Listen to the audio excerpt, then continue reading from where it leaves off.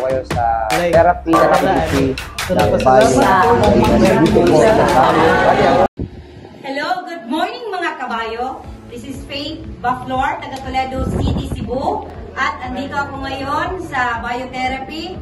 Isa ako sa mga nakabinipisyo sa biotherapy. At isang rason ko bakit ako umupo dito, dahil ito yung problema ko, yung numbness ko talaga. Magising na lang ako ng madaling araw, iiyak na lang ako kasi wala akong ma-feel sa mga kamay ko.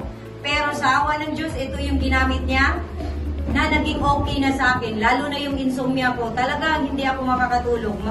Mag-alas 3 na lang ng madaling araw, gising na mulat talaga yung mata ko. Hindi ako makatulog.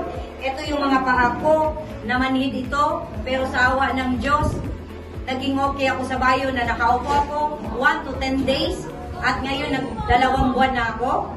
Salamat ng Diyos, talagang okay na okay ako. At ang taba ko dati, ito ngayon, from 65 kilos, nagiging 59 kilos na lang ako. Ito yung isa na naging malakas na improvement sa akin. At lalo na yung dispose ko, naku, grabe.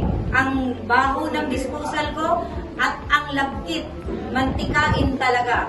So, alam ko na yung pagka malapot, alam ko naging okay na kasi wala na ako nararamdaman na numbness simula nang nakaupo ka sa bayo. At maraming salamat sa mga presentor na ini-explain nila talaga lahat kung ano ang benepisyo ni bayo. So maraming salamat talaga. Magandang umaga sa lahat.